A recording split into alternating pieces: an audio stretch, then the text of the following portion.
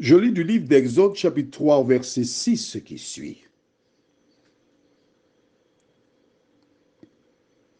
Et il ajouta, je suis le Dieu de ton père, le Dieu d'Abraham, le Dieu d'Isaac et le Dieu de Jacob. Moïse se cacha le visage car il craignait de regarder Dieu. Prions. Seigneur, jusque-là, on avait parlé de Dieu à Moïse, mais il n'avait pas eu d'expérience avec Dieu. Là, il le rencontre. Aide-nous à comprendre l'échange qui a eu lieu entre Dieu et Moïse, nous t'en prions. Au nom de Jésus, pour ta gloire éternelle. Amen. Après avoir dit à Moïse d'ôter ses chaussures parce que la terre sur laquelle il se trouvait était une terre sainte, Dieu se présente. Notons qu'il ne dit pas « je suis X ». Il dit « je suis le Dieu de ton père ».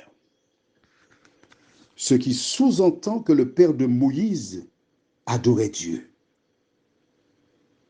avait accepté Dieu, avait inculqué à Moïse qui était Dieu. Après avoir énoncé le Dieu de ton père à toi, il dit, je suis le Dieu d'Abraham, le Dieu d'Isaac et le Dieu de Jacob. L'Éternel est en train de dire qu'il est le Dieu des ancêtres de Moïse. Alors pourquoi mentionne-t-il le nom d'Abraham, d'Isaac et de Jacob? Il aurait pu dire le Dieu de tous tes prédécesseurs. Mais il mentionne le nom de chaque d'eux. Parce que chaque d'eux, c'était personnel, individuel, des expériences différentes. C'est un Dieu personnel.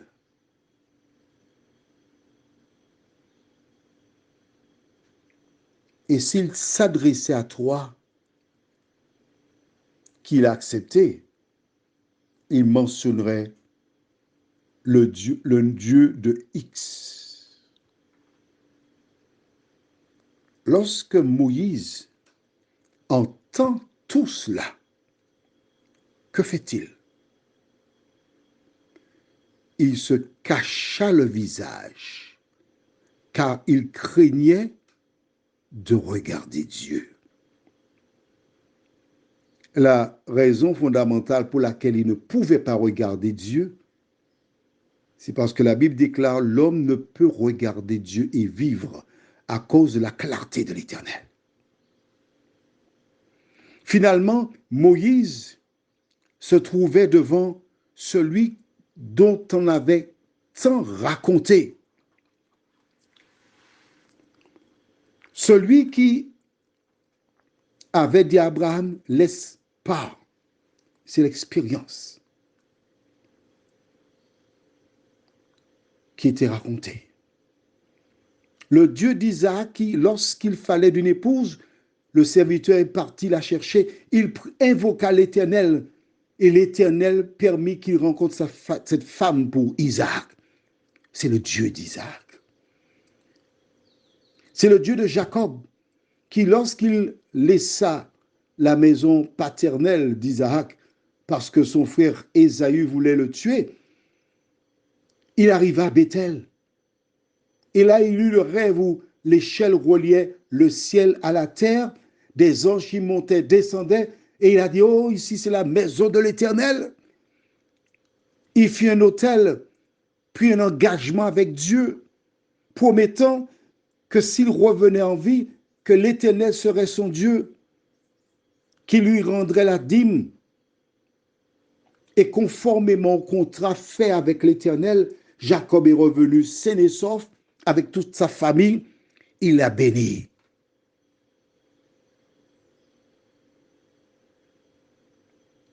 Moïse connaît toutes ces histoires. Il avait entendu parler de Dieu. Maintenant, il était le premier Israélite depuis le départ de Joseph à avoir un contact avec l'Éternel. Attention. Au sein du peuple, il y avait des dirigeants. Au sein du peuple, il y avait des personnes qui entretenaient la flamme, les anciens, car chez les Hébreux, on a toujours du respect pour la personne la plus âgée. L'Éternel n'a pas été vers ces personnes, mais vers un criminel dans un désert, afin de libérer son peuple. Le choix de Moïse est là pour dire à chacun que l'Éternel choisit qui il veut pour remplir sa mission et nous avons le devoir de nous aimer et non pas chercher à nous détruire mutuellement. Prions. Seigneur, alors que Moïse était seul dans ce désert, tu as permis qu'il rencontre cette femme,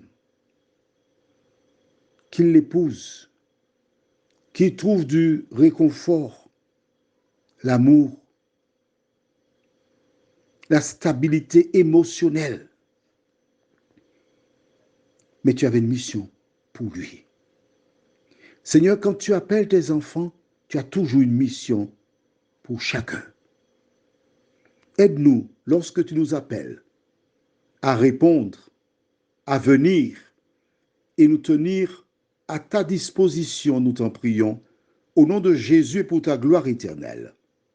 Amen. Je te souhaite une bonne journée.